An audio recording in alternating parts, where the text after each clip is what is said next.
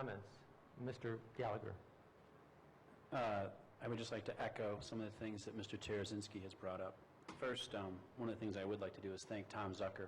Tom, thank you very much for that email and that document that you did attach, clarifying in your letter about the services being cut and that the decisions that are made for VAC are not made by the City Council. What the City Council does and what we try to do and what we've been doing since 1987, at least that I can know, and just my junior tenure here, is that we continue to give these dollars out to these different service agencies, and what's going to happen is going to be a reduction in funding. It might only be just for 1 year, but for this reason, for this particular budget, one of the things that we did present was a phase-out over the next 4 years. But I thank you, Mr. Zucker, for clarifying that, and I believe that was sent to the Daily Chronicle, specifically stating that, you know, it's not going to be potentially, as that one lady who just mentioned earlier, you know, she's like, I don't want this service to be cut. I hope that that's not cut because of the reduction. I hope not.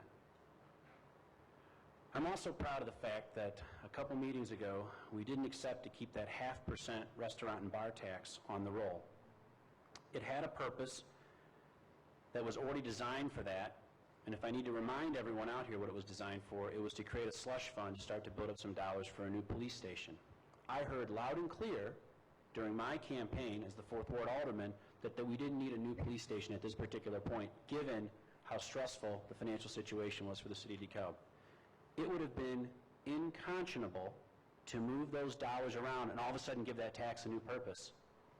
So I felt very good to be able to move that motion through and to take a tax actually off the backs of people out there who are going to restaurants and bars in the town and not have another 0.5% on there.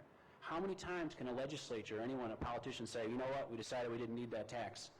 The easy solution, Mr. Maxwell, is just to say leave it on there, right?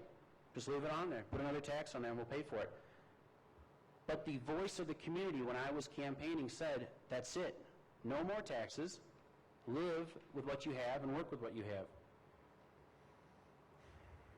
The $40,000 for the landscape waste cameras. Mark, do you have every single detail exactly what's going on there? You have every single detail. You have every detail exactly what those are going to be doing.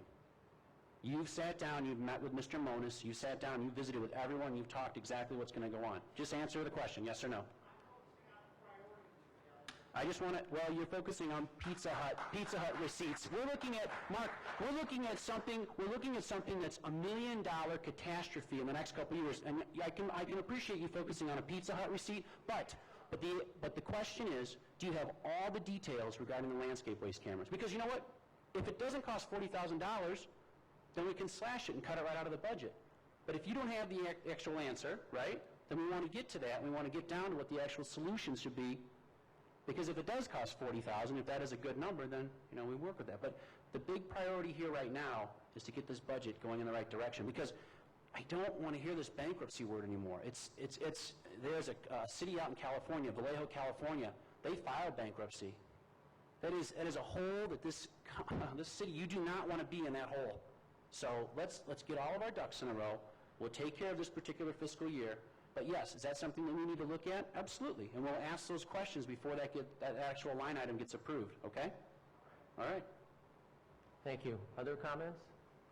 Mr. Naylor. I'd just like to